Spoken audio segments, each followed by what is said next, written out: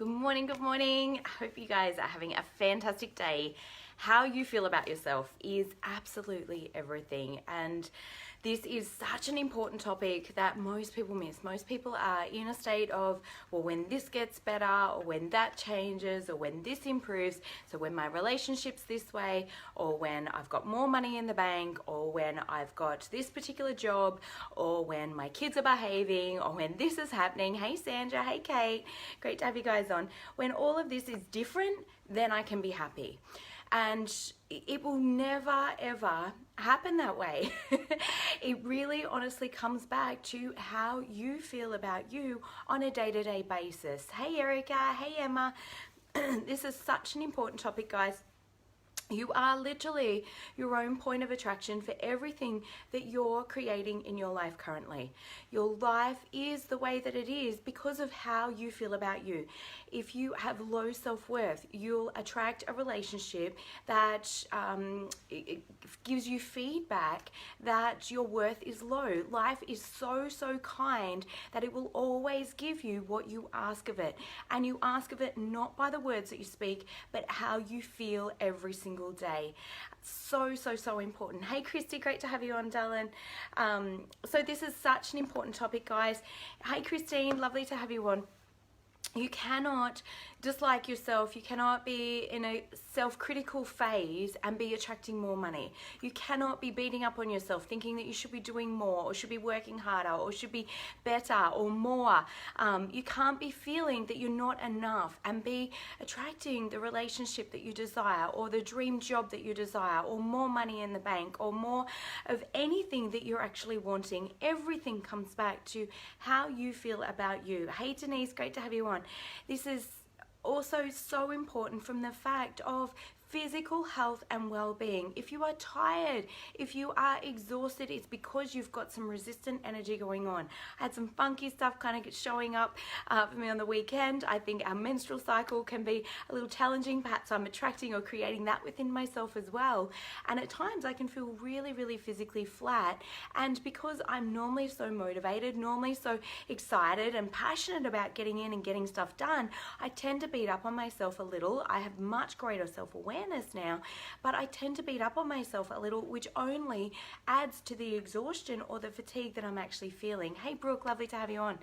It's so important to be able to know how to master your emotions about anything that you're actually facing or looking at in life. And this is where it comes back to our personal responsibility, because it's our ability to be able to respond to any external events. Now, the better that you get with this, because so often, totally okay, Erica, have a great day, babe. Hi Kath, lovely to have you on. The more that we get hooked into a particular situation or a particular circumstance, particularly if we've had a pattern in the past where we're blaming ourselves, or we feel that it's all our fault, or any of those things, now you feel out of control, because now you need that situation or that circumstance to change in order for your happiness to improve, or for you to feel better about yourself. And it will leave you feeling powerless and out of control. I use the emotional guidance scale by Esther Abraham Hicks. If you haven't seen it, I'm going to pop a link below where you can jump in, grab that copy, simply because when you learn how to be able to master your emotions, to be able to change how you feel about yourself, about your life, about anything that's got your attention, and that can be a good or a bad thing that's got your attention. Sometimes we have such appreciation for people or events or circumstances happening in our life, and being able to expand that feeling, or anchor that feeling into higher and higher states of gratitude, or feeling blessed, or feeling appreciative, or feeling empowered, feeling confident, feeling loving. All of those states of being are much more aligned with the highest part of you.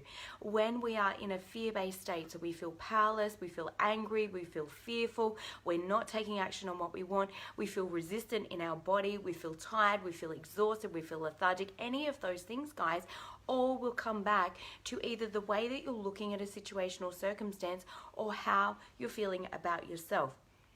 And quite often we can't escape from that simply because it's had our attention. We've practiced a particular emotional state of being for such a long time around a particular subject. I know for myself, I had a very, very practiced emotional state around relationships, intimate relationships to be exact, and it kept on creating this same circumstance again and again, or very similar.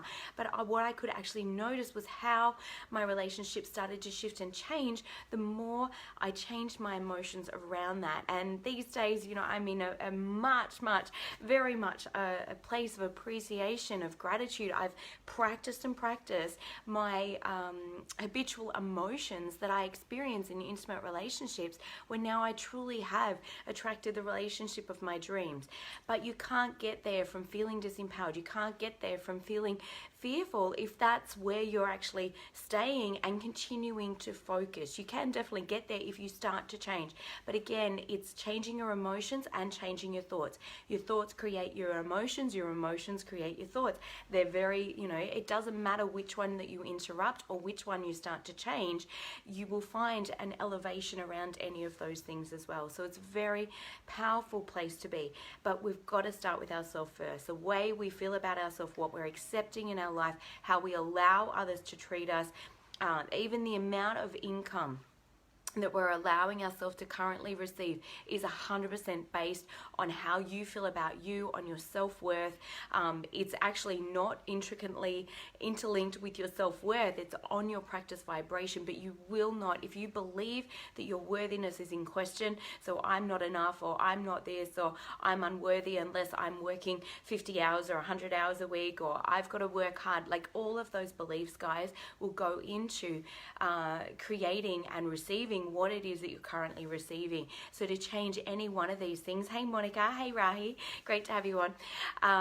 You've got to change any one of those things in order to be able to really start to shift your focus, to feel better within yourself, and to start to notice and appreciate everything that you like, love, and appreciate about yourself. Now, this is not something that we're genuinely or generally both taught as kids, where often we're told what we're doing wrong, or what we need to shift, or what we need to change. I was very blessed, and I totally acknowledge that. I did grow up in a very loving and supportive family, and yet I was still very critical on myself as well. So all of these things really interplay. It's part of our ego survival mind to find what's wrong and to try and figure it out in order to protect us and keep us safe. But it doesn't work very well from a point of success and from a point of happiness, and mastering the art of happiness and genuine fulfillment internally. Genuine fulfillment internally, I believe, comes from being able to focus our attention on what is going great in our life, or what's going well in our life, and being able to have the love and appreciation for exactly where you are right now, whilst continuing to get excited, feel enthusiastic about the future. Coming back to living from a place of integrity and congruency with who it is that you believe that you are and that you're wanting to become, and being able to progress and grow from that place as well. So lovely to have everybody on. Thank you so much for tuning in, guys. How you feel about you is the most important thing.